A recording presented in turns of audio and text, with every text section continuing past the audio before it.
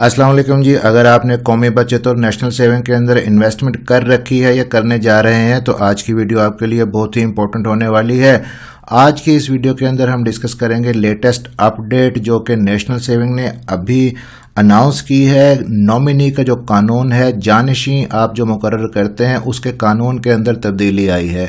अगर आपने इन्वेस्टमेंट कर रखी है कौमी बचत की स्कीमों के अंदर या आप नॉमिनी हैं, जानशी हैं अपने सीनियर्स के जिन्होंने इन्वेस्टमेंट कर रखी है, तो इस कानून का जानना आपके लिए बेहद ज़रूरी है। मेरा नाम है डॉक्टर ताहिर, चैनल है आपके लिए आल पीके मनी, सब्सक्राइब ज़रूर कर लीजिएगा।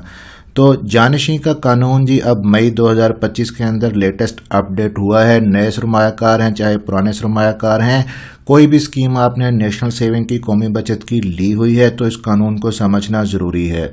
अब ये जानशी का कानून या नॉमिनी का मतलब ये होता है कि जब आप कौमी बचत के अंदर इन्वेस्टमेंट करने जाते हैं, अपना अकाउंट खुलवाते हैं, तो वहाँ पे आपको एक कॉलम फिल करना होता है next of kin. Next of kin का मतलब ये होता है कि आपके इंतकाल के बाद जो आपकी इन्वेस्टमेंट है, जो आपका प्रॉफिट है, उसके वर्सा कौन होंगे, कौमी बचत बैंक वो रकम किन को अदा करेगा। तो आपने ये नेक्स्ट ऑफ किन का कॉलम फिल करना लाजमी होता है, इसके बगैर आपका अकाउंट नहीं खोला जाता।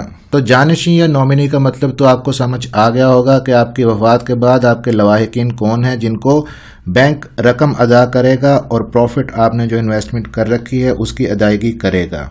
अब पहले जो नॉमिनी का कानून था, जो जानशी का कानून था कौमी बचत की स्कीमों के लिए, उसके अंदर ये था कि आपने जो भी इन्वेस्टमेंट कर रखी है, आपके बाद आपकी जितनी इन्वेस्टमेंट बनती है, जो कुल रकम है, कुल रकम से यहाँ पे मुराद आपकी जो प्रिंसिपल अमाउंट है और साथ में जो आपका प्रॉफिट है, उसको मिला के जो कुल रकम है, अगर वो 1 लाख के अंदर अंदर है तो जो भी नॉमिनी आपने मुंतखब किया है बैंक उसको वो रकम अदा कर देगा। लेकिन अगर वो आपकी कुल रकम 1 लाख से ज़्यादा बनती है, आपने जो नॉमिनी मुंतखब किए हैं, चाहे वो 1 हैं या 2 हैं, उनको सक्सेशन सर्टिफिकेट प्रोवाइड करना होता है। और ये सक्सेशन सर्टिफिकेट आपको नादरा से मिल जाता है, कोर्ट से भी आप ले सकते हैं। सक्सेशन सर्टिफिकेट देने के बाद उनको फिर पेमेंट कर दी जाती है। ये तो पुराना कानून था। उसके बाद इस कानून के अंदर अपडेट आया कि कौमी बचत की जो स्कीमें हैं उनको 2 हिस्सों के अंदर डिवाइड कर दिया गया इस कानून के लिए। एक कैटेगरी उन्होंने बनाई बहबूद सेविंग वाली, जिसके अंदर Behbood saving certificate, pensioner benefit account और शोहदा फैमिली वेलफेयर अकाउंट शामिल थे। इसके अलावा दूसरी कैटेगरी के अंदर बाकी जितनी भी स्कीमें बनती हैं, जैसे कि रेगुलर इनकम सर्टिफिकेट है, डिफेंस सेविंग सर्टिफिकेट है, स्पेशल सेविंग सर्टिफिकेट है, शॉर्ट टर्म सेविंग सर्टिफिकेट है, इसके अलावा सीता अकाउंट है, सेविंग अकाउंट्स हैं, तो उनको दूसरी कैटेगरी में रखा गया। अब जो पहली कैटेगरी है बहबूद सेविंग वाली, जिसमें Behbood saving certificate, pensioner benefit account और शोहदा फैमिली वेलफेयर अकाउंट, ये 3 अकाउंट शामिल हैं। इनके अंदर ये था कि अगर आपकी कुल रकम यानी कि प्रिंसिपल अमाउंट और प्रॉफिट की जो रकम है वो 5 लाख के अंदर अंदर है तो आपके नॉमिनी को, बुरसा को, जानशी को अदायगी रकम की कर दी जाती है। लेकिन अगर ये रकम 5 लाख से ज़्यादा है तो सक्सेशन सर्टिफिकेट बुरसा को देना होता है।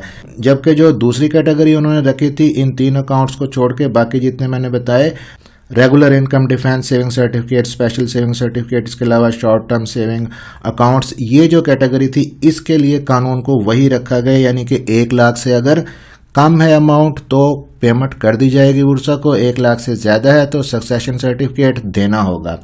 अब बात करते हैं जी लेटेस्ट अपडेट की। नया कानून जो अभी अनाउंस हुआ है, एप्लीकेबल अभी नहीं हुआ लेकिन एप्लीकेबल हो जाएगा।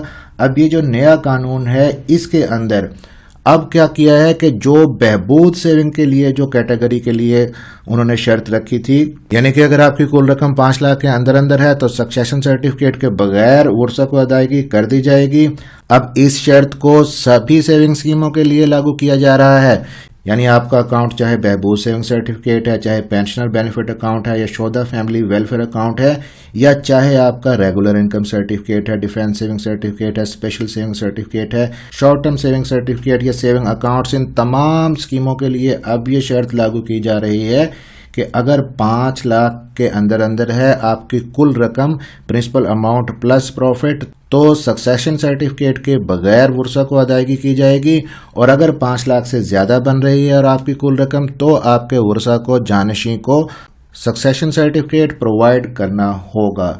और यहाँ पे एक चीज़ और भी बता दूँ जो उन्होंने लिखी हुई है उसके अंदर, कि ये कुल रकम जो 5 लाख के अंदर अंदर या इससे ज़्यादा की जो शर्त है ये आपकी तमाम ब्रांचेस के अंदर मिला के कुल रकम इतनी होनी चाहिए।